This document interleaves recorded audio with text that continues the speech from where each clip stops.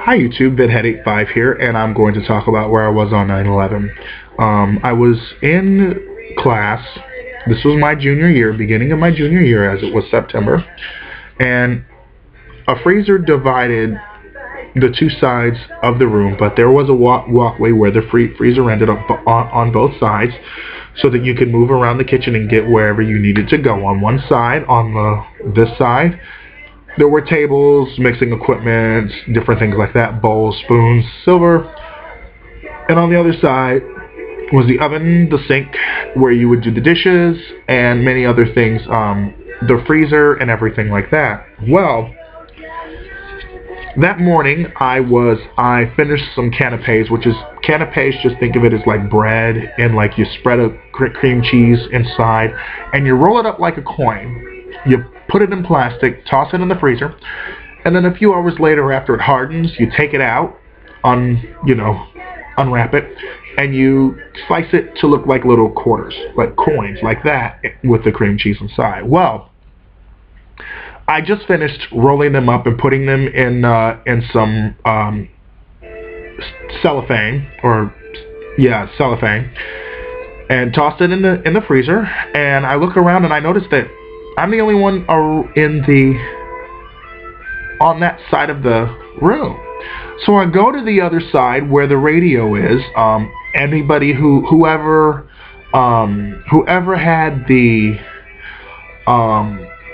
was cooking, was controlling the oven and doing the dishes, controlled the radio. So if they wanted to listen to country, that's what we listened to. If they wanted to listen to R&B or rap, and of course the teacher would veto anything that was objectionable, but usually that was the rule. So all of a sudden, I noticed that I'm the only person on that one side, and then I look and I'm like, what's going on? And everybody's like, shh. So I'm like, okay, so I'm listening, and then I hear that a plane hit the World Trade Center. Now, I thought it was simply a helicopter that just lost control. And at the time, I'm like, oh, like, what happened and everything like that. And I had no idea what happened until the second plane hit. After the second plane hit, that's when I found out about the third one, hitting the Pentagon in D.C. Then the one that was that got grounded in Pennsylvania because the crew decided to fight. I believe they heard about one of the attacks, and that's when they swung into gear. And at that time, even though Mark Bingham was gay, it didn't matter to the rest of the crew of Flight 93, because at that one time they were Americans. And even though he could have easily been tossed out of the military for service to his country, at that one moment, they all decided, regardless of race, sexual orientation, gender, that if they were going to go, they were going to make sure that that plane did not hit its target, whatever it was. So that was important for me to note, because at that moment, everybody, damn it, we're Americans and we're not going to deal with it. We're not going to let this happen.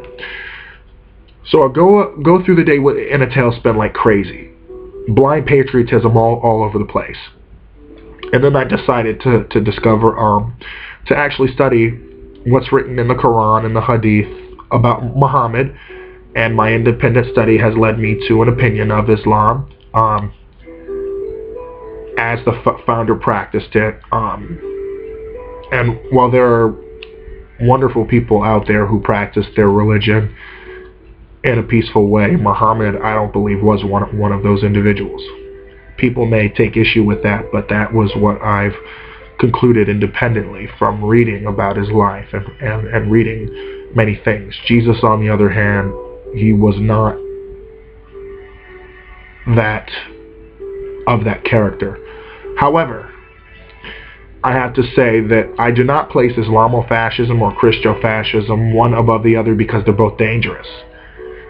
The radicals on both sides, I think, should be old yellered taken out in the back and shot, to be honest with you, because they don't make this world any better.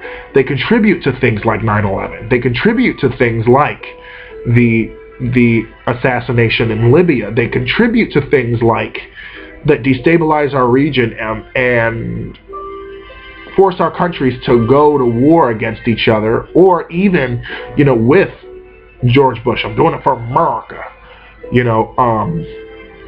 Iraq was nothing there was nothing in Iraq to actually whatever, but he had a Republican Congress, dominated Congress, that went along with him, which is sad, but it's crazy. However, after that whole blind patriotism and then getting involved in activism 11 years later, I know that there is a lot more to this than black and white, and that there are a lot of complex issues behind 9/11 and our foreign policy and things like that. But if anything, I am glad that, unlike 11 years ago, Bin Laden is no longer around, and President Obama has withdrawn our troops from Iraq, and that this world is rid of two dictators and a terrorist leader that, unlike 11 years ago, was rolling around, unlike 7 years ago, was still around. But if anything,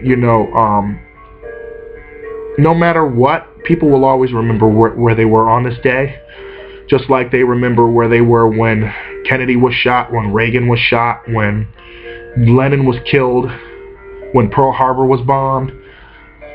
This is something in our generation that we will always remember, and it was something that I guess really everybody was in some way touched by this from coast to coast and even around the world.